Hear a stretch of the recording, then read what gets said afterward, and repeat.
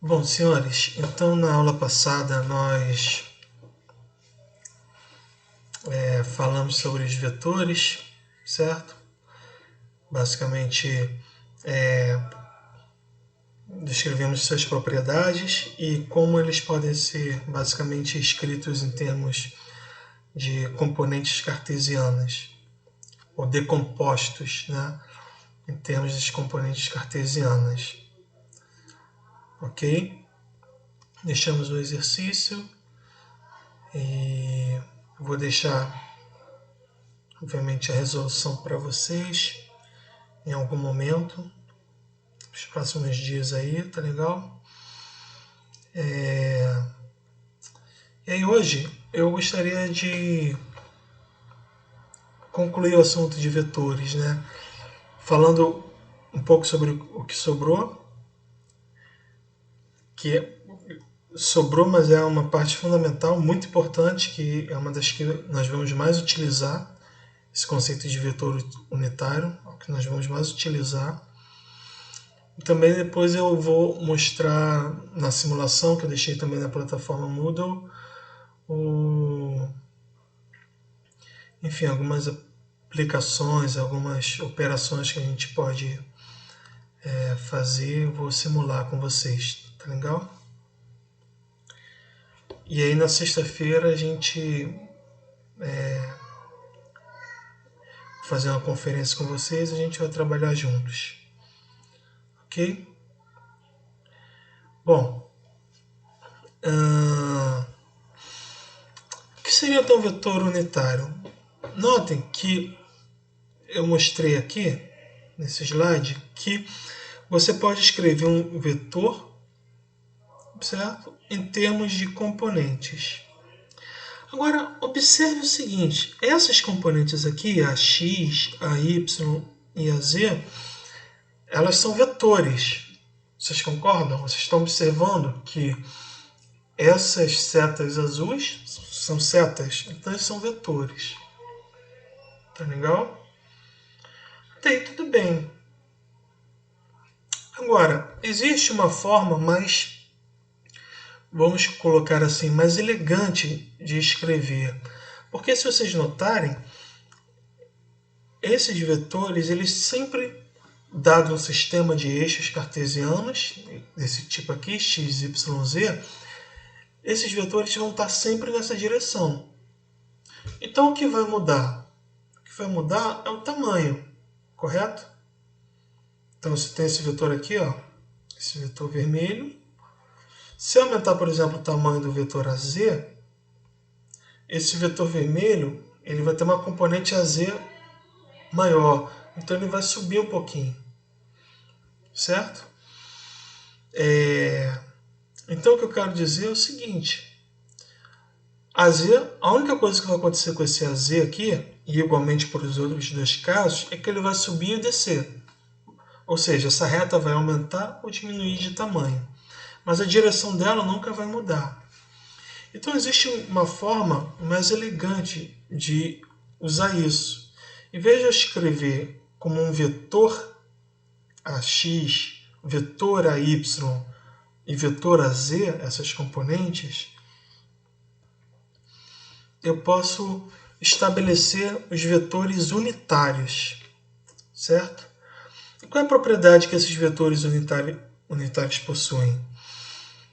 Eles, como o nome diz, eles possuem módulo 1, por isso o nome unitário, né? Mas eles não têm nem direção, não têm nem dimensão nem unidade. Eles são vetores cuja única função é especificar uma orientação, uma direção. Então, nesse caso aqui, essa direção é dada pelo sistema cartesiano. Então, nota que ao longo da reta x, você lembra que eu falei da reta suporte que oferece uma direção? Então, a gente chama essa direção na horizontal de direção x. Então, o vetor cuja direção é dessa reta x é o vetor unitário i. questões históricas, chamamos ele de I e usamos essa notação aqui, ó, colocamos um chapéu em cima. Ao longo do eixo Y, nós chamamos de J e um chapéu em cima. E ao longo da direção Z, nós chamamos de K e um chapéu em cima. Então, I, J, K seriam os vetores unitários que fornecem a direção dos eixos cartesianos. Tá certo? Então, se a gente voltar para o nosso exemplo, em vez de escrever o vetor AX e o vetor AY, eu escrevo um número. Então, o que eu estou fazendo aqui? Alguns alunos, então, a essa altura, já podem ter percebido o que eu estou fazendo. Vocês se lembram que o vetor ele tem 3 informações: módulo, direção e sentido, certo? Então, eu estou separando 2 informações e deixando uma terceira. Qual é a informação que eu estou separando? A direção. Ué, mas e o sentido, mestre? O sentido, quem vai me dizer é o sinal. O sinal mais ou menos vai me dizer o sentido. Mas esse sinal vai estar atrelado a esse número aqui. Esse número agora, ele vai me dar um módulo. Porém, se eu colocar um sinal menos na frente, então esse número vai me dizer que a direção é negativa daquela que eu estipulei como positiva.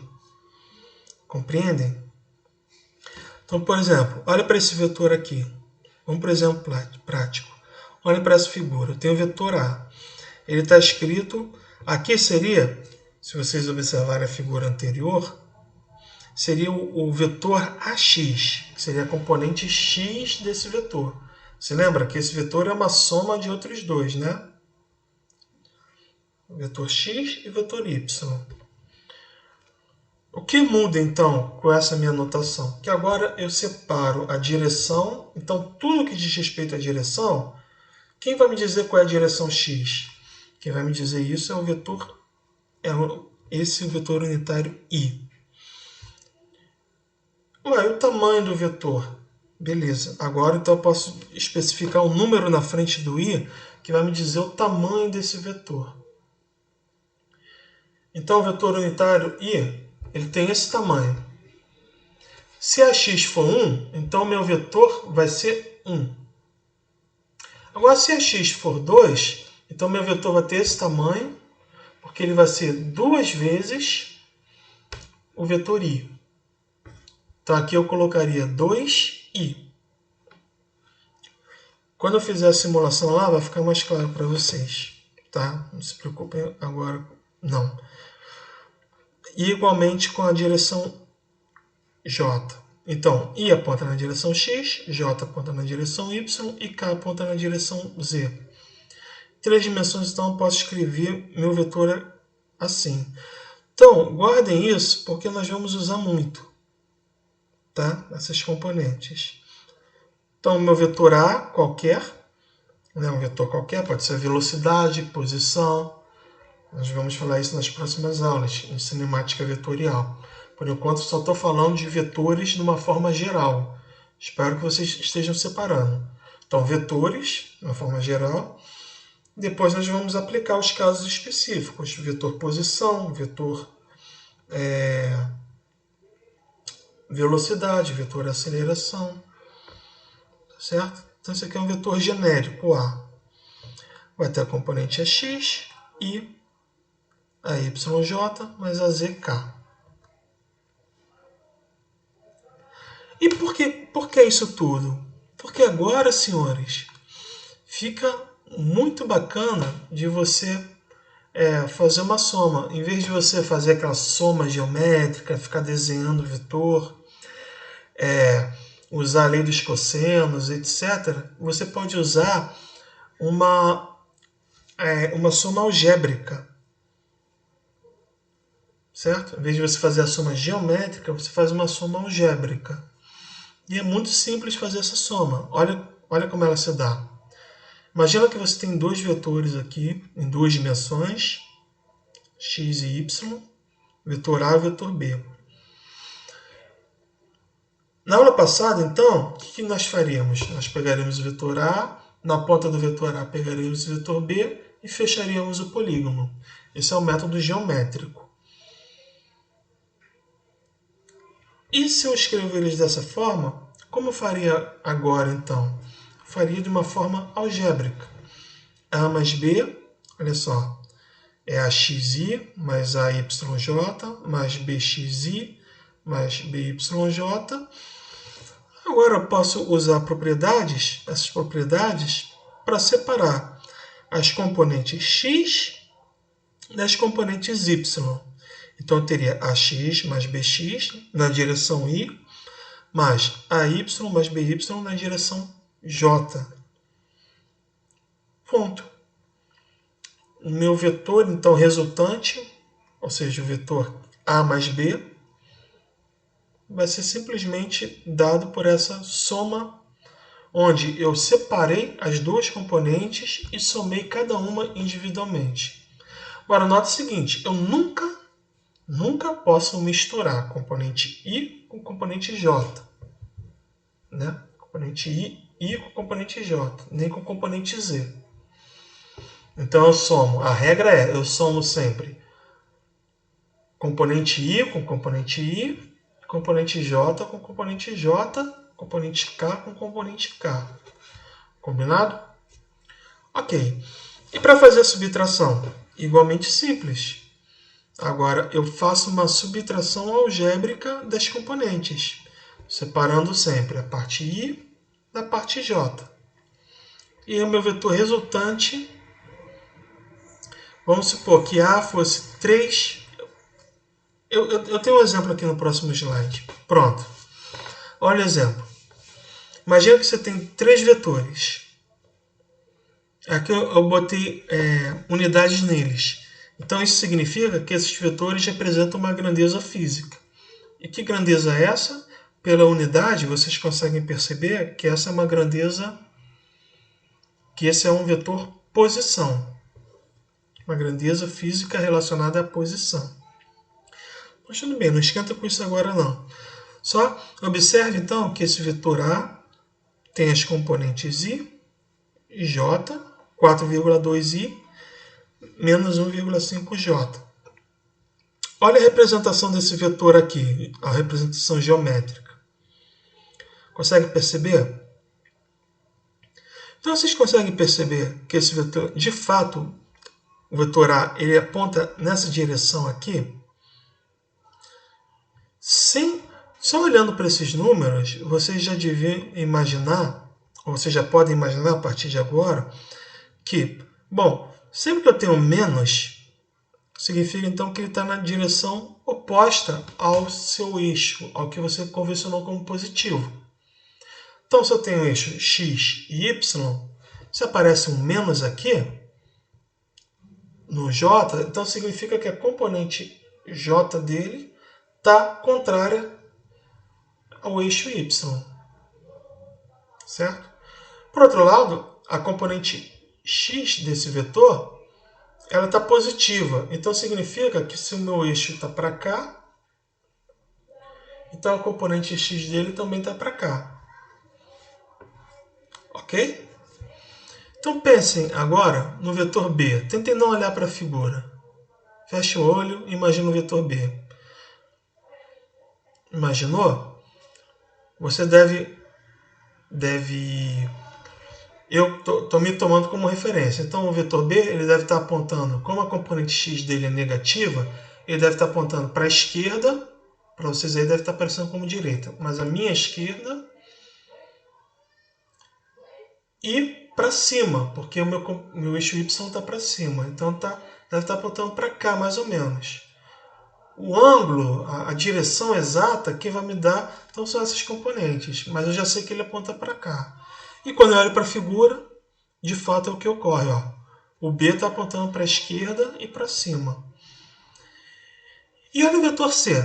O vetor C ele não tem componente I. Certo? Bom, não tem componente I, então ele não pode estar inclinado. Por quê? Como ele não tem componente I, ele não tem nenhuma componente ao longo dessa direção. Então isso me faz pensar que ele ou está apontando para cima ou para baixo. Bom, se você não há menos, então significa que ele está apontando para baixo, totalmente, na direção sul. Certo? E olho, e eis que na figura aparece o vetor C para baixo, na direção sul. Fechou? Então a pergunta que se faz é: qual é o vetor soma? Que é esse vetor vermelho aqui, que aparece na direção, que aparece na figura. Se vocês usassem um método geométrico, eu convido vocês a usarem para praticar também. Você pegaria o vetor A, aí pegaria esse vetor B, colocaria aqui na ponta do vetor A, depois o vetor C e botaria na ponta do vetor B. Quando você ligasse, então, a extremidade do vetor A à ponta do vetor C, ficaria esse vetor vermelho aqui. Isso seria a soma geométrica. Agora, e a soma algébrica? Olha, é só você somar A mais B mais C, separando as componentes. Aqui é AX, AY, BX, BY, e aqui só tem o CY, porque o CX é zero. Então, separando, então, eu vou ter 4,2 menos 1,6 vai dar 2,6. E a componente J? Menos 1,5 mais 2,9 menos 3,7, que dá menos 2,3. Então, eu desenho aqui, ó, a componente I dele, ou a componente X dele, vai ser 2,6i, tá certo? E a componente J vai ser menos 2,3j. De fato, ele aponta para direita e para baixo. Certo? Agora, eu deixo um exercício para vocês. Sua vez. Pensa no jeito, então, de obter o módulo e o ângulo desse vetor R em relação ao eixo X. Ou seja, que ângulo que ele faz com o eixo X? E quanto vale o módulo dele? Ok? Bom, para terminar, de repente a gente vai usar, vou mostrar alguma coisinha ou outra em movimento circular. Posso mostrar para vocês. Mas basicamente aqui eu queria só que vocês tivessem em mente, esse slide é só para mostrar para vocês e que vocês tenham em mente que existem outros tipos de coordenadas mais convenientes do que o sistema cartesiano. Então você tem, esses são os três mais utilizados, além do cartesiano, porque depende do seu problema. Em geral, se você tem um problema curvo, a trajetória curva, por exemplo, um movimento circular, você pode usar muito o sistema polar, que ele acompanha a curva dessa trajetória. Tá certo? Então isso varia muito. Por exemplo, aqui, esse sistema esférico, vocês podem representar um vetor, um campo gravitacional, por exemplo. Força gravitacional, ela é radial, ela tem uma simetria esférica, né? Vocês devem ter visto aí com Ives, em Física 2, pelo menos pode ser que ele tenha falado bastante rápido, mas sobre a lei de Coulomb, né? A força de Coulomb é uma força radial, então ela tem essa simetria esférica. Então, para representar esses tipos de simetria, você tem esses outros sistemas que são mais convenientes do que o sistema cartesiano. Por exemplo, o sistema polar, que seria um sistema esférico, mas em duas dimensões, você tem um vetor R, tá vendo? Vetor R e o vetor θ. Então aqui você tem as componentes unitárias deles. Então o seu movimento ele se dá ao longo. Isso aqui representaria um movimento circular, tá certo? Um MCU.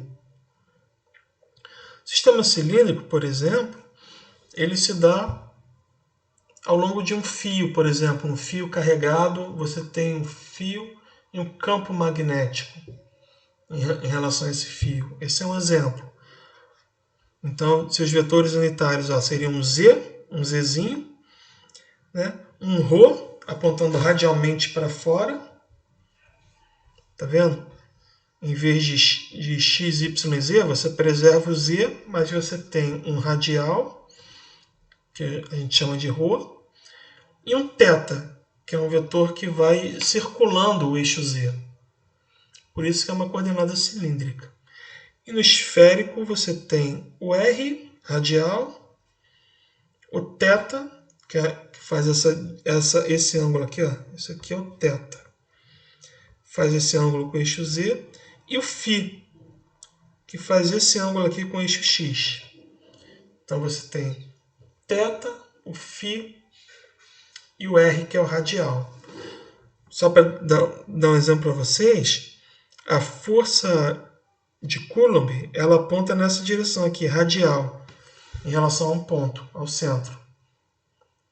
Certo? Então a força coulombiana ela sempre vai apontar saindo de um ponto. Ok? Bom, vamos ver alguns exemplos aqui práticos.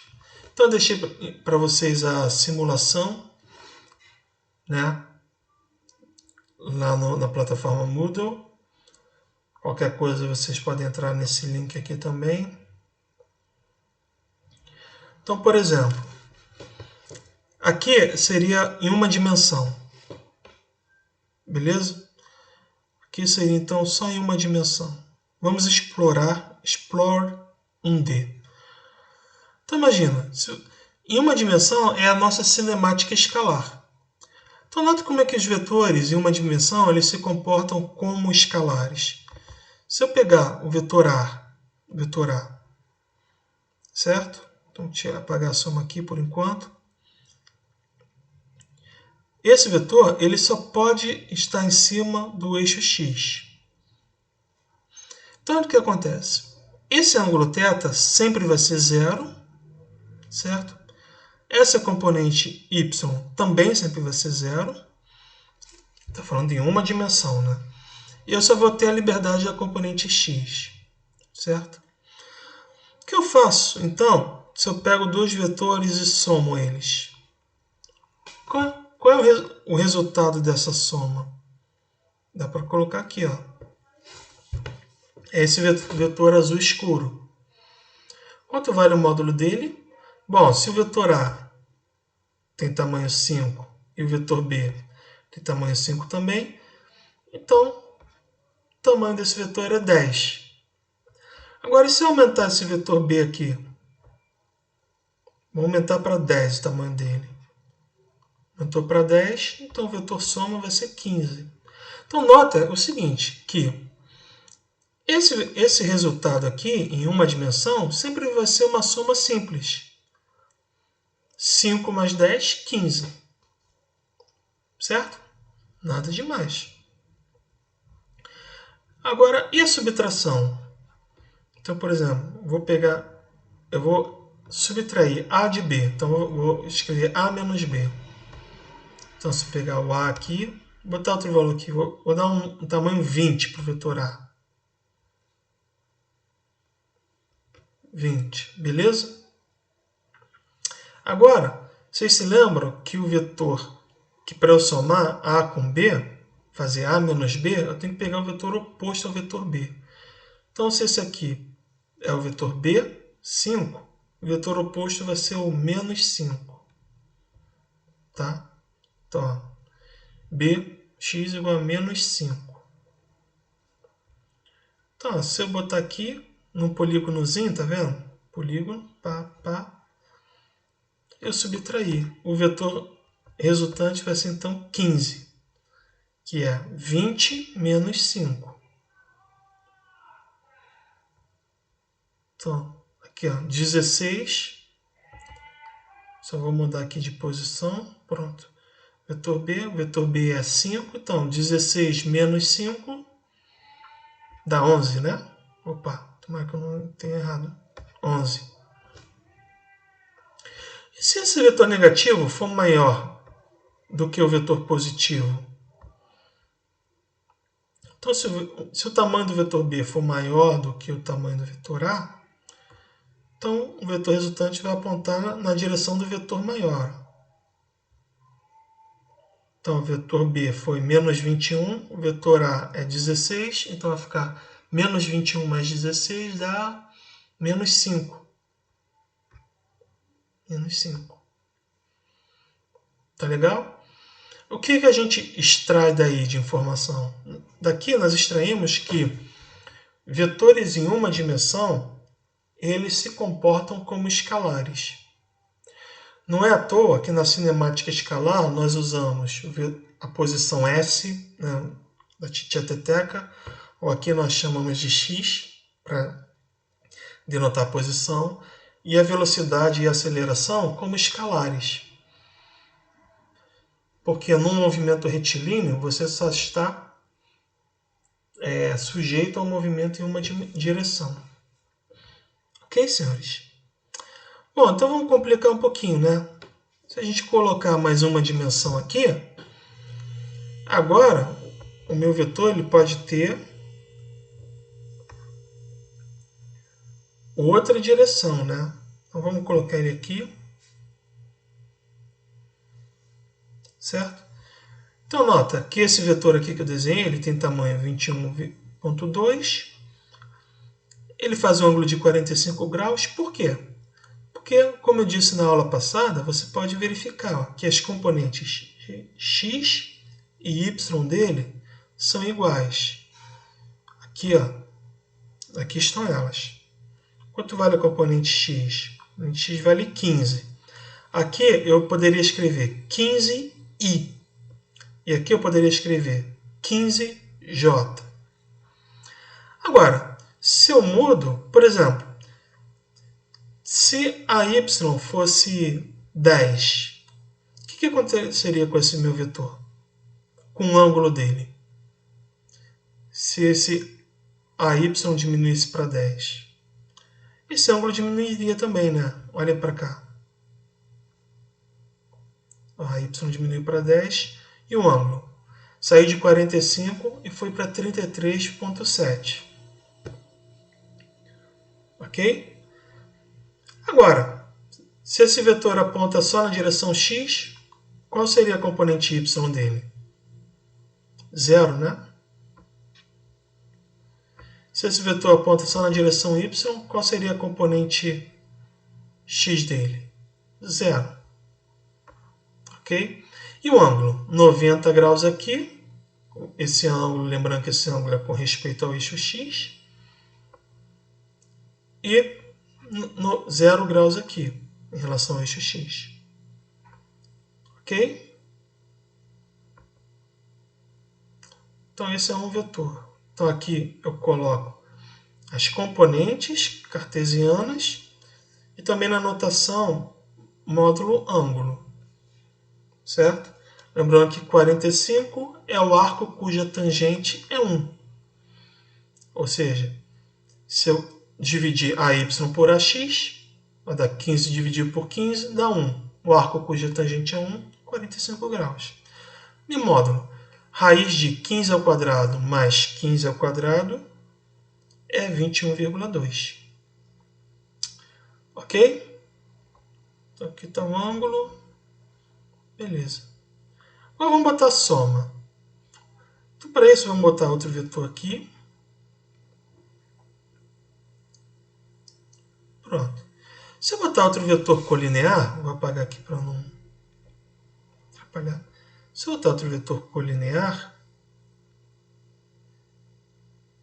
pronto. Então, eles têm esse vetor tem 45 graus E esse vetor também tem 45 graus. O vetor soma vai ter 45 graus também, né? Ó, a única coisa que vai mexer nele é o módulo. Quanto vale o módulo desse vetor? Vale o módulo do vetor A, 21,2, mais o módulo do vetor B, 9,9. Beleza? Isso, eles estão na mesma direção. Agora, se eu mudo a direção do vetor B? Vamos botar assim, ó. Pronto. Então, observe o seguinte. Primeiro, olha como é que ficou a direção do vetor S. Já saiu do 45, foi para 33,1. Outra coisa interessante é o seguinte, ó. O módulo de A, 21,2. O módulo de B, 8. Então, se isso fosse escalar, 21,2 mais 8 daria 21,2 mais 8 daria 29,2. Mas olha o que acontece. A soma deu diferente. Deu menor, né? Agora, dá pra gente observar uma outra coisa. Qual é o maior valor que esse vetor S vai possuir? O maior valor que ele possui é quando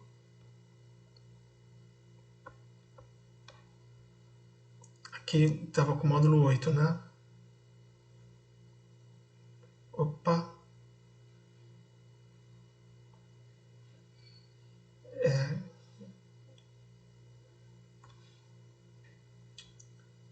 Vamos botar então, vamos botar aqui.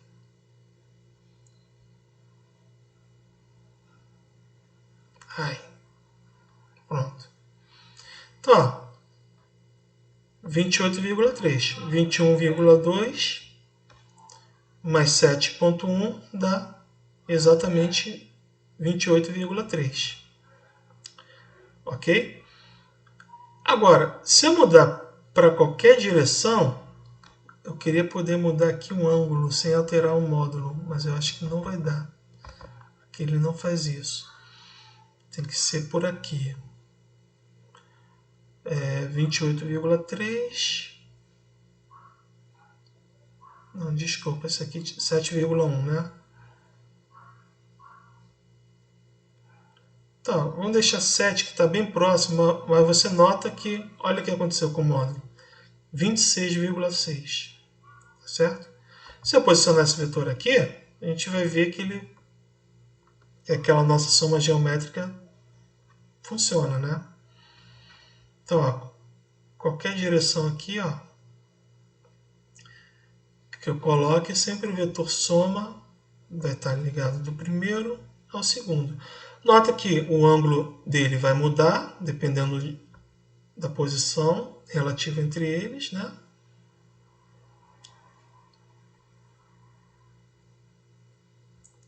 Até aqui, ó, vamos brincar.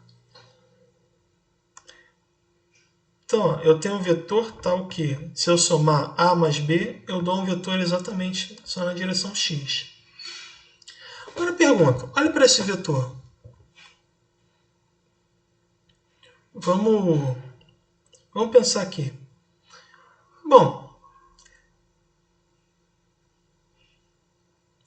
o que vocês acham, sem fazer conta, o que vocês acham que pode ter acontecido com as componentes desse vetor para dar um vetor resultante baseado na aula de hoje?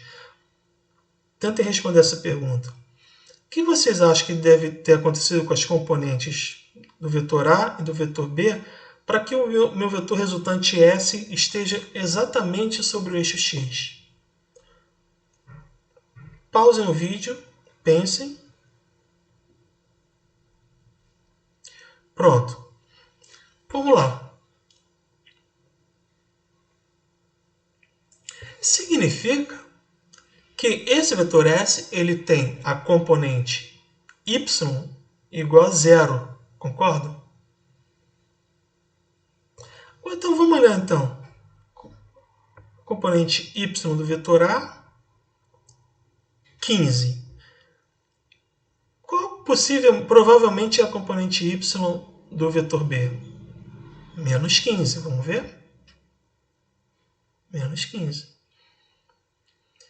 Então, correto? Se eu quiser, eu quero um vetor resultante que esteja sobre o eixo y. Então eu tenho que somar um vetor tal que a componente y desse vetor, a componente x desse vetor, anule a componente x de um vetor dado. Ok? Bom, eu acho que a gente pode colocar então aqui as componentes. Aí você vê que a componente y desse vetor B é exatamente oposta à componente y do vetor A. Por isso que elas se anulam. E a componente x do vetor A, somada com a componente x do vetor B, dá exatamente o vetor S. Agora, isso não vale só para esse caso, é mais geral. Vamos colocar em qualquer posição aqui. Por exemplo, nessa posição aqui, aleatória que eu escolhi.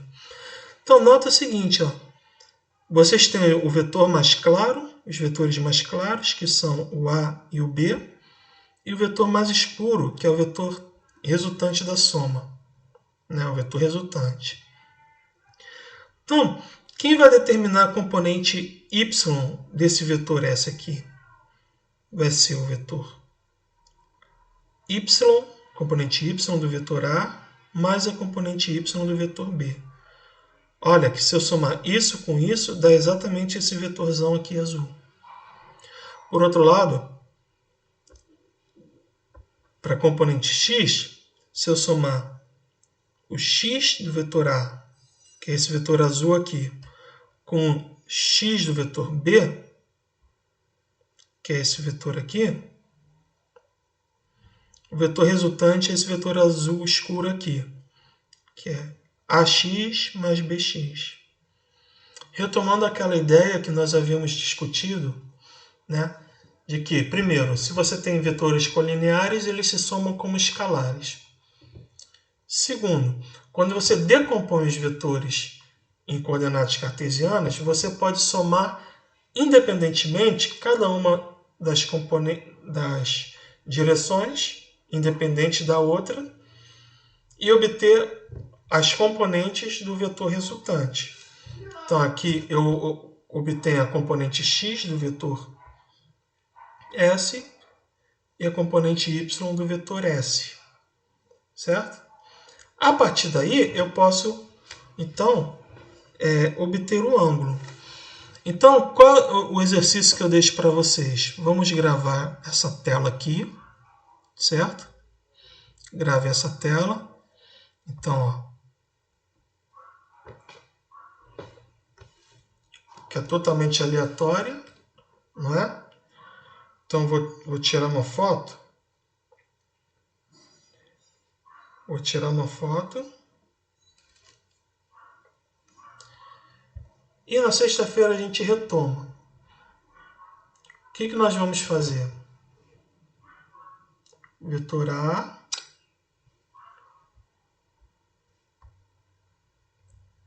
O vetor B. O que eu quero que vocês vão fazendo e eu vou fazer com vocês na sexta-feira?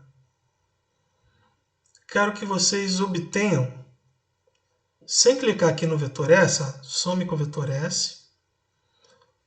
Só coloca assim o vetor A e o vetor B. E aí vocês vão obter a componente x do vetor S, componente y do vetor S, o ângulo em relação ao eixo x do vetor S e o módulo do vetor S. Após isso, vocês vão confirmar clicando aqui em soma, para verificar que o que vocês fizeram está correto. Beleza? Bom, então por hoje é só. Tá legal? Amanhã a gente vai então mexer um pouquinho nesse programa e vamos fazer uma espécie de laboratório, certo? E eu conto com vocês. Tá legal? Um abraço e até a próxima.